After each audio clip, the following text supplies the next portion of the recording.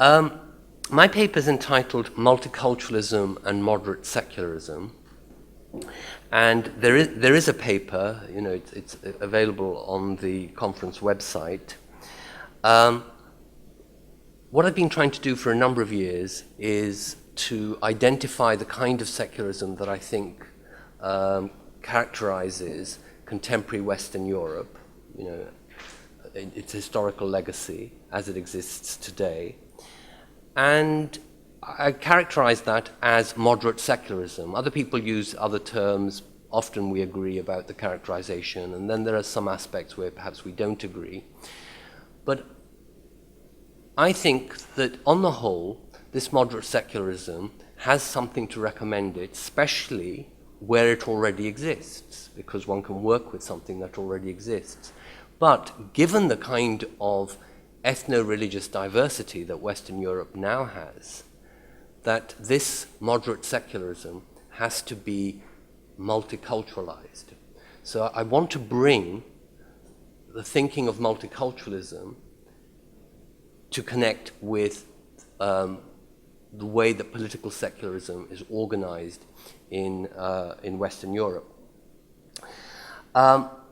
Given the time constraint, I'm not going to say very much about what I think multiculturalism is, or what I'm going to say, or what I think moderate secularism is. The paper does spell that out, but I don't have time to do that. What I'm going to do is to jump straight into the second half of the paper. And in this half of the paper, I look at three ways in which people who could be characterized as multiculturalists, or at least people that could be characterized as being diversity friendly, how they have suggested one should respond to the question of diversity and secularism, political secularism. And a little bit negatively, I want to say that I don't think any of those three ways is quite right.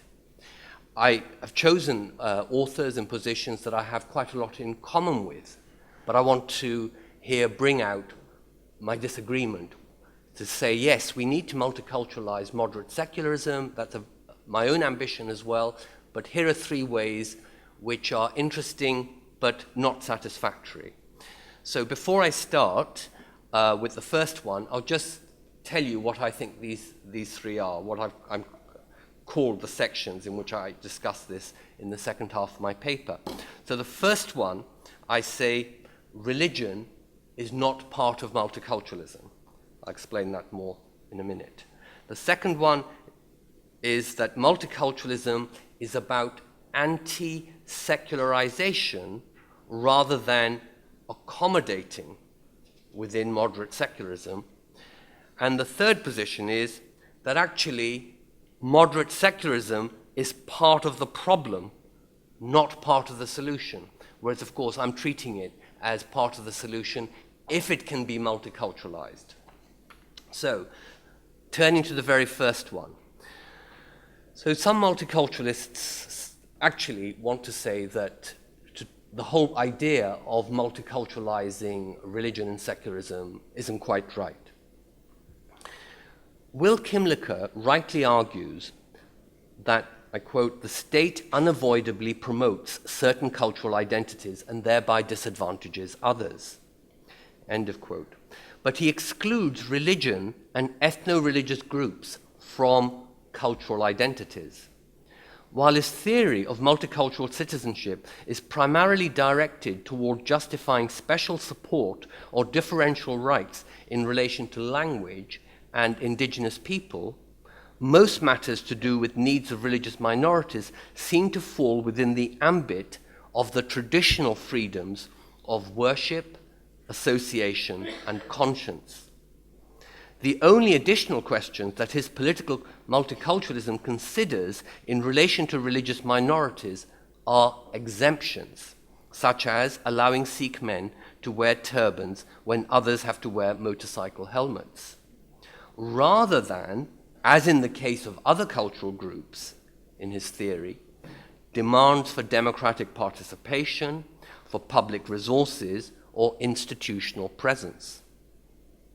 He thinks that the integration of religious migrants, such as Muslims, has been best achieved in the US, where no religion enjoys state support but is allowed to flourish as a denomination equal to others.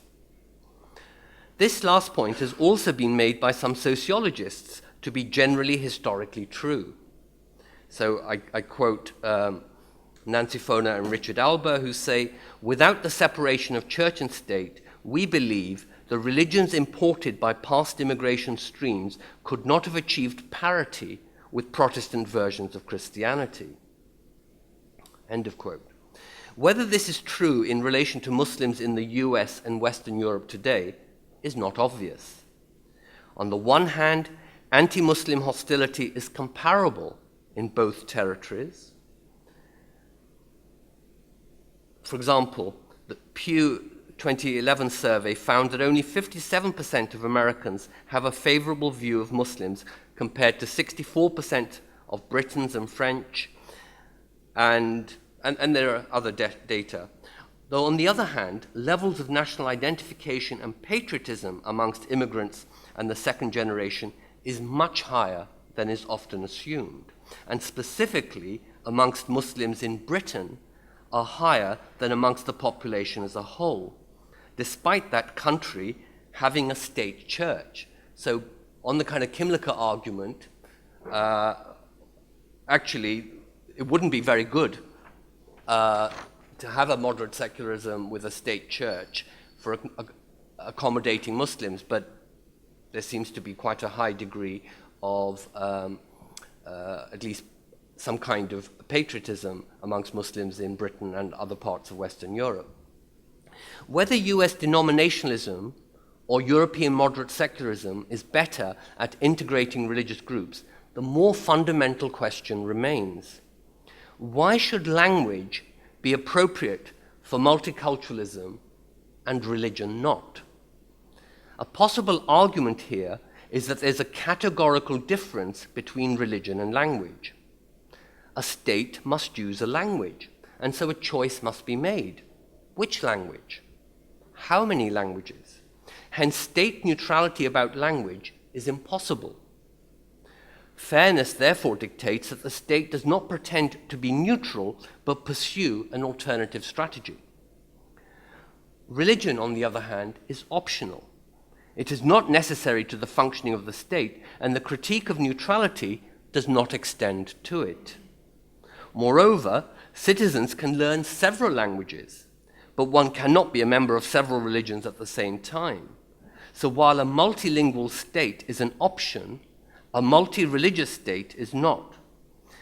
And so that is a further reason why state neutrality in relation to language means addition, but in relation to religion, it means disestablishment. The argument that I've been presenting is argued by a number of people, but the version here I've extracted from a publication by Rainer Bobuck, who I know is here. These arguments fail to save Kimlicka's theory from the charge of an anti-religion bias, and nor do they make practical sense. Firstly, while Kimlicka's theory does center on language, it extends well beyond language to cover what he calls cultural identities. The theory is meant to protect and empower ethnocultural groups, not merely languages. And all cultures contain elements that are no more necessary than religion. And some cultures are centered around religion. Moreover, the idea that a multi-religious state is impossible is a misunderstanding. Countries as diverse as Germany and India could be described as being quasi-multi-establishment states. The German state has various institutional and fiscal ways of supporting and working corporately with the Roman Catholic Church and the Lutheran churches. The Indian state regulates and incorporates several organized religions and their legal principles. Such recognition of faith communities is a granting of political or legal status and does not mean that state officials or citizens have to believe in any or all the relevant faiths. Indeed, let us take an even more fundamental case of an either-or exclusivity than the case of religion. One cannot be of more than one sex, with extreme exceptions very much proving the point. But it does not follow from that that a state in all its laws and policies must be gender blind.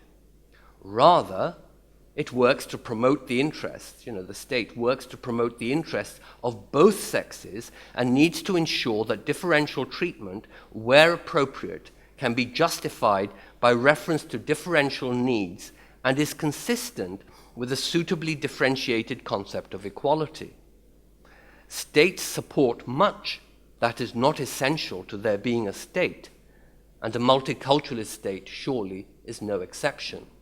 So that's my response to the kind of Will Kimlicka argument that, well, religion doesn't really, that multiculturalism doesn't really extend to religion and secularism. I turn to the second argument, which I've called multiculturalism is about anti secularization rather than accommodating within moderate secularism. In contrast to Kimlicka, who is satisfied with a pre-multiculturalist position on religious diversity, Yolande Jansen explicitly sets out to multiculturalize secularism. Some of you will know her recent book, Multiculturalism, Assimilationism, and Secularism, I think is the title. With a focus on French laïcité, she shows how even in a context of Republican universalism, the process of incorporating Jews led French society and state to demand that the Jews give up their communal lives, a pressure not experienced by most other French people in the 19th or early 20th century, but strongly faced by Muslims today. Jansen's solution is a multiculturalism consisting of opposing the ascriptive and stereotypical notions French society creates of groups such as Muslims, such as Jews and Muslims, even while it demands of individual Jews and Muslims that they publicly distance themselves from these imagined undesirable groups by distancing themselves from their communities. Opposition to this dictation to minorities about how they should live means multiculturalist opposition to what Jansen calls secularization, the making of the secularizing of Jews in the past and of Muslims today. I endorse Jansen's conclusion that such secularization is a form of coercive assimilation incompatible with multiculturalism. This pressure to secularize ethno-religious identities, however, takes an extreme form in Republican secularism, and moreover, there may be no remedies to it within that form of secularism. Yet moderate secularism, even where it may be susceptible to similar stereotyping of Jews and Muslims, is not intrinsically fearful of religious communities and religion in public life, and can consist of state support for religious plurality, and so is not resourceless in resisting assimilation and accommodating minorities. Moreover, a multiculturalism consisting of anti-ascription and anti-assimilation is too modest. A positive institutional accommodation is critical to multiculturalism in just the same way that accommodation is a defining feature of moderate secularism. So I argue that in the first half of the paper, that accommodation is a defining feature of moderate secularism, but I haven't had time to present that here. So a project of multiculturalizing secularism cannot take its lead from what is possible within Republican secularism, and certainly cannot confine the scope and ambitions of multiculturalism within even a reformed version of this unaccommodating secularism. While others see Europe's inadequacy in not matching up to the US and/or France, Rajiv Bhargava believes it's because Europe is not sufficiently like India. He argues that religious diversity has been central to Indian secularism, unlike in Europe, and that now that Europe is having to adjust to religious diversity, it can usefully learn from India. Whilst this is a useful recommendation, he applies it using a problematic analysis of European secularism. One of his long-standing arguments has been that the mainstream conception of political secularism in the West consists of two and only two opposing models, namely the US model and the French model. I've argued that this is quite inaccurate, as most of Western Europe consists of secular states that do not approximate to either of those models, but is a distinct model in its own right. Bhargava now accepts this view, but continues to hold the view that European secularism is not sufficiently secular. So the third argument that I wish to consider then, the third position, I've called here that, moderate secularism is part of the problem, not part of the solution. And in fact, I've only really got time to consider one aspect of that argument, which is, as Rajiv Bhargava presents it, that moderate secularism is alienating Muslims. And I probably actually don't have time to read out the text in the remaining time available to me, so I will summarize it. And my summary mainly consists, then, the argument mainly consists of, so the claim is that if you have a state in which a particular religion enjoys some kind of institutional or constitutional privilege, as actually in virtually all Western European states, Christianity or a particular version of Christianity does, then this will alienate people who are not of that religion. And the strongest version that will do the alienating is what, broadly speaking, what we call establishment, of which Britain has a version, not a very strong version, but Britain has a version. And so Rajiv Bhargava and also Cécile Laborde have argued that we can't have establishment because alienating citizens, co-citizens like Muslims, is incompatible with equal citizenship. So I say, well, okay, there are two ways of understanding this institution, this alienation of Muslims. One is that we mean it as an empirical fact, that there are Muslims and they're alienated.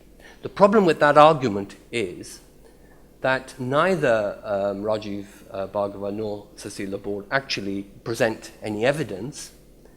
Moreover, there is actually quite a lot of evidence that, at least for Britain, which is in some ways their strongest case of establishment, that Muslims are not alienated. I mentioned earlier the evidence from Pew surveys, but a number of surveys. Some of them are just UK-based surveys, Home Office citizenship surveys, some more recent surveys, even one as recent as this February, done by the BBC, all show something quite counterintuitive and paradoxical, which is that Muslims have a greater sense of identification with Britain, have greater trust in its political institutions, and express greater loyalty to the country than do non-Muslims. That's certainly not evidence of alienation. On the other hand, there's a lot of evidence that Muslims have many political concerns, grievances, and critiques of existing circumstances. But what is really interesting is they have critiques to do with education, to do with discrimination in employment, to do with underrepresentation in politics, to do with foreign policies, etc., etc. But no Muslim organization has said that they have any quarrel with establishment. So there is some evidence of dissatisfaction and alienation of Muslims in Britain and other European states, but no evidence that it's establishment that is doing the alienating. In fact, it seems to be secular issues. The other way that these authors might mean alienation is they may say, oh, we don't mean that there is empirical evidence, we mean that by its very nature, the fact of establishment constitutes a kind of conceptual alienation from equal citizenship. It's a kind of objective alienation. Well, here I suggest that that's not a very satisfactory concept. One of the, in the history of political thought, one of the ideas of objective alienation we've had is from, Karl Marx and the idea of false consciousness, and it didn't really prove to be a very helpful concept. But I'll have to conclude here because of time. I want to say that even if we could develop a better concept of objective alienation, we would still need to develop an account of how a concept of objective alienation connects to subjective alienation. And these authors don't provide such a theoretical account, and they do not provide empirical evidence of alienation. So here again is the wrong place to go, i.e. disestablishment, if we'd want to multiculturalize moderate secularism. Thank you very much. Well, thank you.